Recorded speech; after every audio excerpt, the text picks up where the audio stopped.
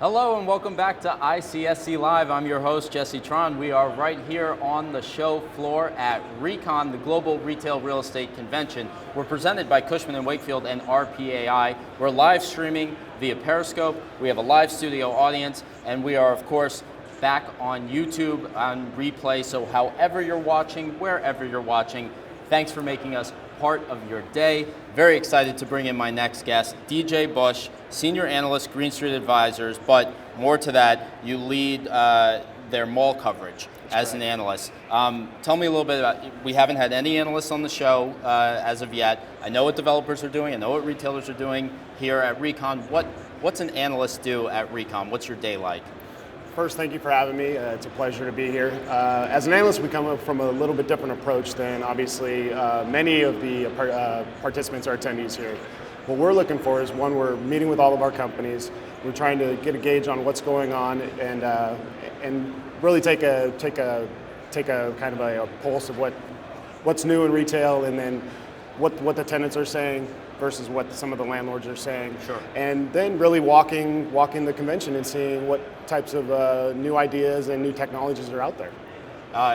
Tell me a little bit about walking that convention. I mean, what's the buzz like been for you? What are you hearing out there? What's going on at RECon? The attendance looks like it's been pretty robust this year. There's been a lot of new technologies and ideas, a lot of things around new ways to look at traffic flow, since that's an evolving part of the mall business, certainly. Sure.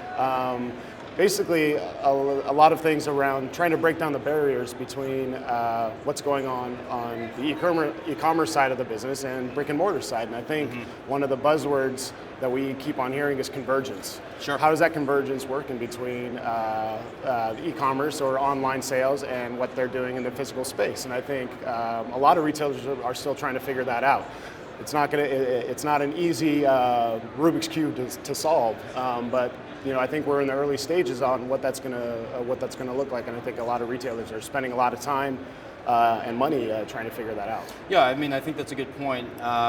We've been talking about omni-channel, it feels like, for a long time, but I think, to your point, we are still in the nascent stages of that. Are we not? I mean, we have physical retailers investing in e-commerce, we have e-commerce players getting into the physical space. How much growth potential is there, and how far do we have to go with omnichannel? The lines are certainly becoming more blurred. Some of the more mature retailers that have rested their laurels on brick and mortar and growing through the more physical space, I think are really taking a step back and trying to understand what the right exposure, right physical exposure is to complement what they want to do online. When I say we're in the early stages, I think we really are, because a lot of these retailers are investing and are not profitable yet on their online businesses. Sure.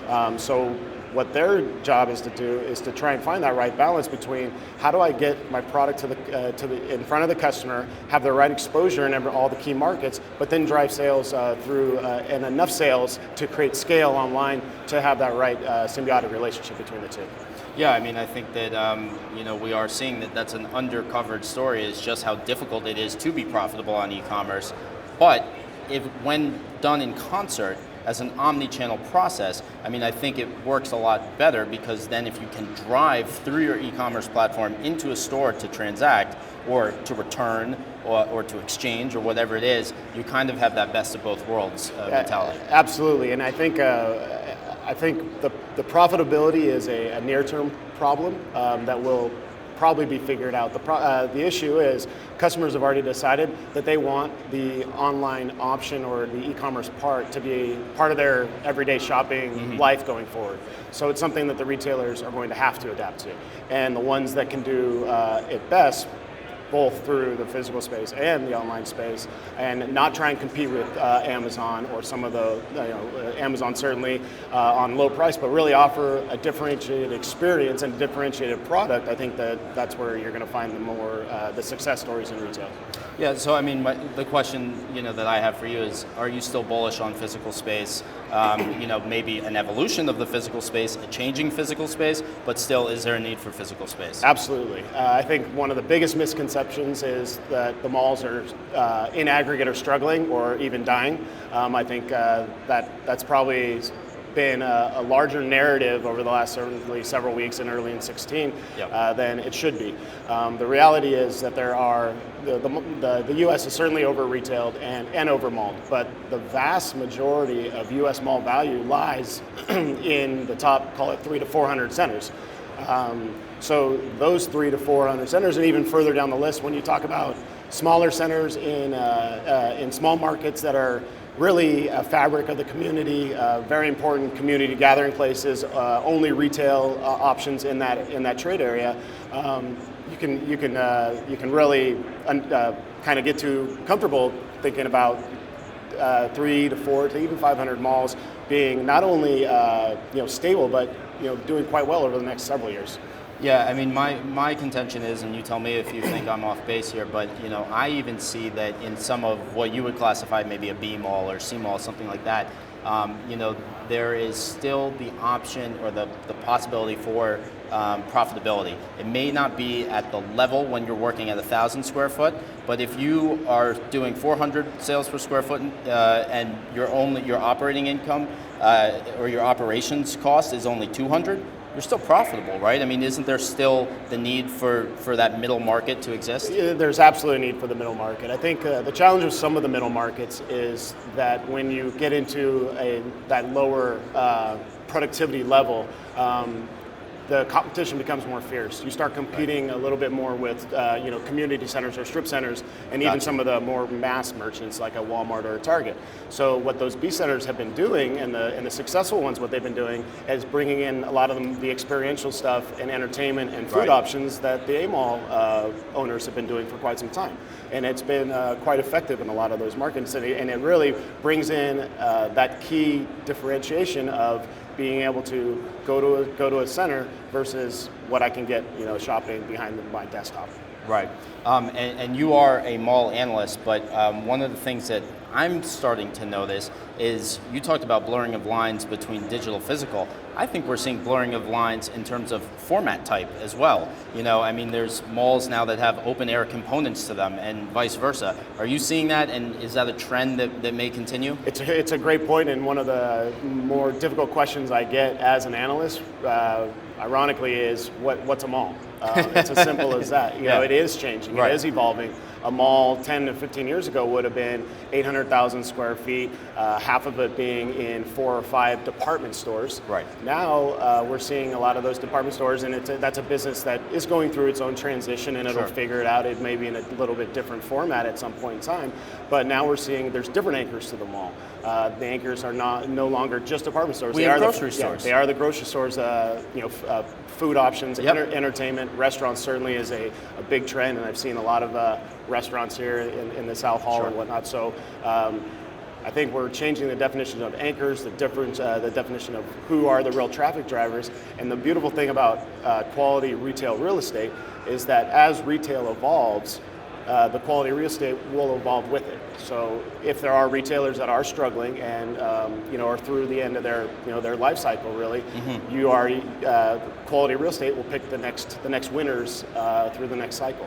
Well, one of the things that I like to touch on that I think you tell me your thoughts on this is now with what the internet can actually do is drive and make any tenant almost an anchor, because it's the catalyst for what brought somebody in. Because you now know everything you need to know about a specific mall or shopping center just by going on their website. Yeah, and a lot of the mall owners are investing a lot of time and money into just that, trying to make it as seamless as possible for someone to find what they want and get to that store in a frictionless manner, if you will.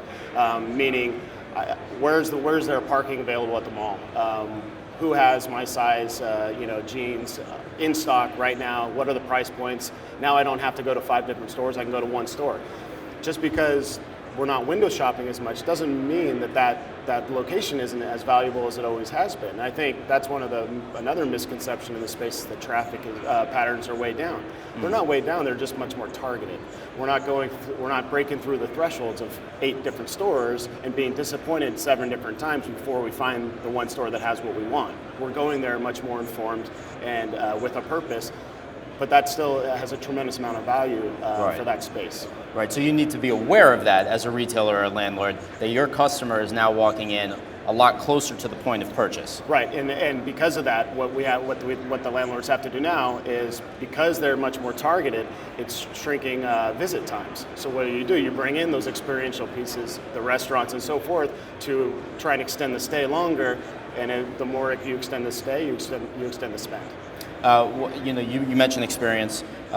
Looking at malls specifically, what other top-line trends are you looking for? Are you hearing about, or as an analyst, what do you target and say, when I'm looking at this kind of a mall, I want to make sure that they're doing X? Well, we still think sales productivity is a great indicator of overall quality of the center, but there's a lot of other things to consider. Tenant quality, anchor quality, departments. What department stores do you have there? Do you have some of the ones that are, still thriving, or do you have some of the ones that are going through a transition and trying to think about their space maybe a little bit differently than they have in the past? What is your competitive positioning in a market? Are you that only game in town in a smaller market where there's really no other competition, or are you the 7th or 8th or 9th best mall in a larger market that retailers may not have to do business in, or they have to do business in the top 5? So when we're looking at the quality, we still think sales, like I said, is very important, but there's a lot of other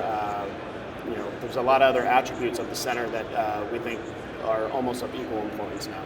So in your estimation, we can wrap up with this, but why are there misconceptions out there? What's going on with that? Where's the disconnect? Well, retail is a sexy topic to talk about in the newspaper. So and a lot of times, they get focused on some of the negative, and a lot of the big mature retailers are the ones that garner the most press. Sure. And those, they are just that. They're mature retailers. So a name drives it. That's it.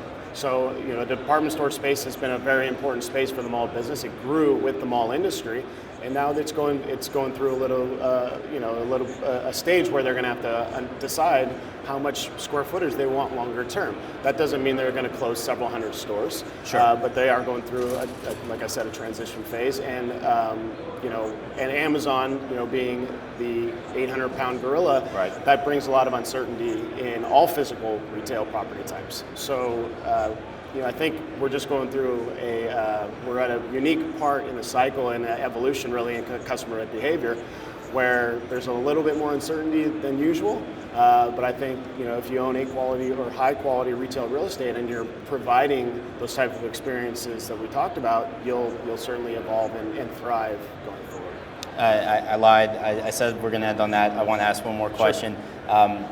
Short-term outlook, long-term outlook for the mall sector in your viewpoint? Short-term outlook, I think we do believe that fundamentals are slowing. We are a little bit later in the retail cycle in our view, which just comes with decelerating growth. However, that being said, we think the long-term prospects are still quite favorable, particularly for the A malls. Now, there has been a divergence between the kind of growth prospects of A centers and kind of the B and C centers. That divergence has been quite wide, and I think how those B and C centers evolve and their tenant mix over time will be telling as to if they can actually keep pace, longer term. But we still feel we're still quite favorable with the long-term prospects of the A mall space. But you do think experience could potentially be a major driver there? I think so, and I think we're seeing that. I think we're seeing that at the conference here. The transaction is only part of it. I think I want to end with one of my old colleagues and senior analyst at Telsey Advisory Group, Joe Feldman, said, you buy things online, you don't shop online. And I think there's it's a very subtle difference, but it's an interesting way to put it, and I think that's just it. You can do all your purchasing online, but are you really shopping? Are you really having the experience? And I think that's where physical retail will still stand the test of time. Sounds good. DJ Busch, Senior Analyst, Green Street Advisors, really appreciate you coming on. Thank you. And thank you for watching. We'll be back with more interviews shortly, right here at RECon, live from the show floor. Please stay tuned.